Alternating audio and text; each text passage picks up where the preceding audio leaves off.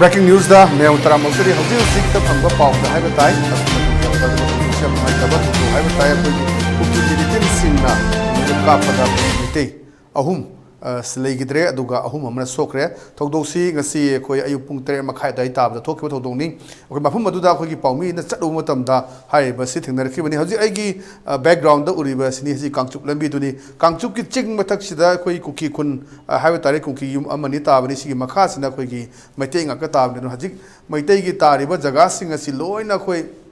तखायरगा मई थादोखिबा अदुगुंबा तौगिबसिनी पुंग 3 मखाय स्वाइसिदा कोई मोने नोंमै कापकपा अदुगा combine force की टीम सिना कोई हल्लगा काप मतमदा हजकी यामना सोफिस्टिकेटेड वेपन बायबा कांगबु सिंग सिना कोई कापकपदा कोई मे अहुम लेगिदबनी लेगिदब सिंग अदु आई अमदंग तक्सगे लेगिदब सिंग दुदि कोई पुखरबम निखिल माजे खुंडाकपमदगिनी मागे अपोपुकी मिंगना कोई पी नोदेबा हाय यावी ना रिपोर्ट तवी पी नोदेबा हना अदुगा कोई अतोपा अमा सिना कोई की अंगोम राकेश सही निपुनी थोय सन ऑफ ए टेम्बी मासी फयंग दगनी अदुगा फयंग दगी अनि नि अदुगा अंगोम पोपो सही यांखै निपान सिना लेखदबा अपोकपा ए मुक्तागी मचान पनि हाइरबा मे ओमसी कोई स्पॉट अदमक लेगिद्रे अदुगा ओहुम अमना कोई असोपन नंगे असोपन नंगे बगांबु सिंग दुदे कोई सलाम रोनेल मासी दे कोई उरिपुक दगनी से कुनिपालम सुरे अदुगा सनसम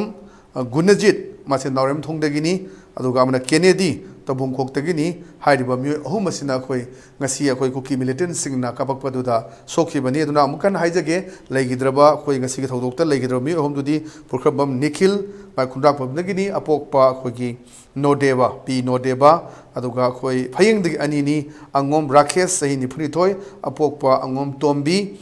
अदुगा कोई अंगोम पोपो सही यांखै निपान अदुगा लेखदबा अपोकपा ए मुक्ता फयंगदगिनी हाइरिबा मे ओमसी कोई कुकी मिलिटेंट सिंगना खुथोंगनबा हाइबताई मोना हना कापकपा अदुगा रिटालिएट तौबा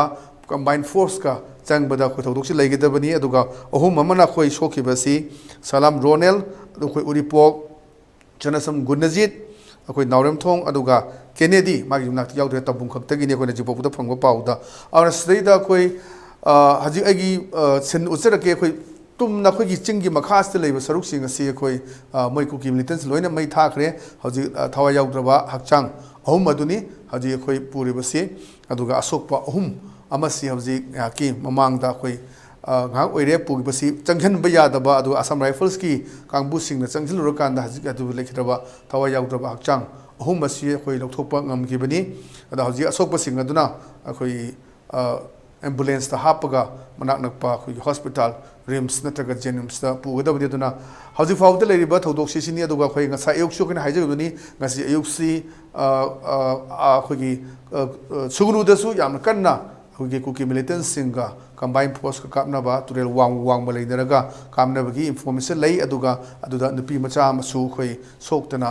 मखोंग सोक्तना खोई लाइकेंदरिबनि अदु हजि लेरिबा फिल्म सि कदाय फावुदा शांति पुरकदि हजि रिबा सिंदु यंबियो खोई हेक चिंग मथक्सिना कोई सिदा कोई मई थादोंबा कुकी मिलिटेंट सिना थादोंबा कोई फमुंग कांगथोन लेरिबा मयामजि मई थादोंबा हलानजिनगी मयामदुनी अदुगा चिंगी मनुंग संगसंग्रगनि हजि लेरिसे अदुगा चिंगी मथक्सिंग सिना कोई कुकी मिलिटेंट सिंग लेबा अदुगा मखा सिना खोगी मैतेगी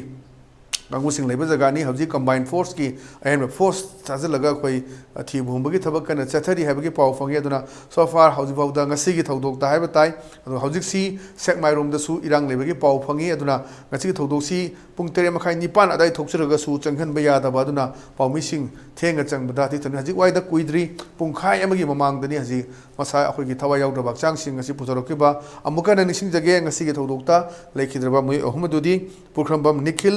कदाइदगी खुंद्राकपमदगी अदुगा मागे अफोकुपिंगना सन ऑफ पी नोदेबा अदुगा फयंगदगी अनि सिना अंगोम राकेश सही निपुनिथोय अपोकपा ए टोम खोगी टेम्बी अदुगा अंगोम पोपो